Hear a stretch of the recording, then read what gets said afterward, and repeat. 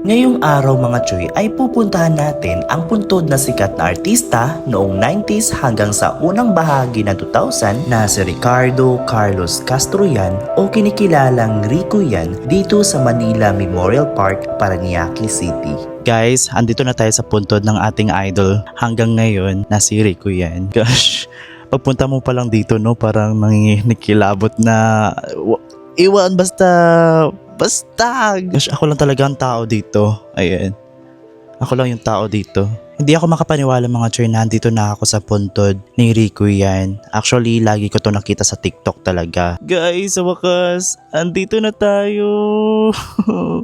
Andito na tayo sa puntod ng ating idol na si Rico yan. Andito na tayo sa puntod niya. Mahigit 2 dekada na ang nakalipas ay hindi pa rin nalilimutan ng sabayanang Pilipino. Isinilang siya noong March 14, 1975 at pumanaw noong March 29, 2002. Naalala niyo pa ba kung nasaan kayo nung mabalitaan niyo ang balitang iyon? Para bang tumigil ang buong Pilipinas sa paghinga? Bakit nga ba hanggang ngayon makalipas ang higit 20 taon, tinadayo pa rin ang lugar na ito? Nakakalungkot isipin na what if na lang ang natira. Ano kaya ang itsura niya ngayon? Ano kayang mga rules ang ginagampanan niya? Siguro, isa na siyang tinitingalang direktor o kaya ay mas aktibong lingkod bayan. Pero sa kabila ng lahat ng what if, ang mahalaga ay ang legacy na iniwan niya.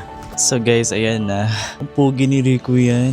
Ayan guys, natutupad ko na talaga dito. Andito na ako sa puntod ni Rico yan. Gusto ko talaga makapunta dito talaga sa Memorial Park kasi gusto ko mag-visit dito sa puntod ni Rico yan. Para sa mga balak bumisita rito, isang munting paalala lang, ang Manila Memorial Park ay isang sagradong lugar. Habang naiintindihan natin ang pananabik at pagmamahal natin kay Rico, huwag natin kalimutang panatilihin ang katahimikan at kalinisan. Hindi ito basta tourist spot, ito ay himlayan ng isang minamahal na tao. Respeto ang pinakamagandang alay na maibibigay natin sa kanya. Habang papalayo na tayo, isang huling yakap at sulyap sa lugar na ito. Maaaring wala na siya sa ating paningin, pero hanggat may nakakaalala sa kanyang ngiti, hanggat may nanonood ng kanyang mga pelikula, mananatiling buhay si Rico yan sa puso nating lahat.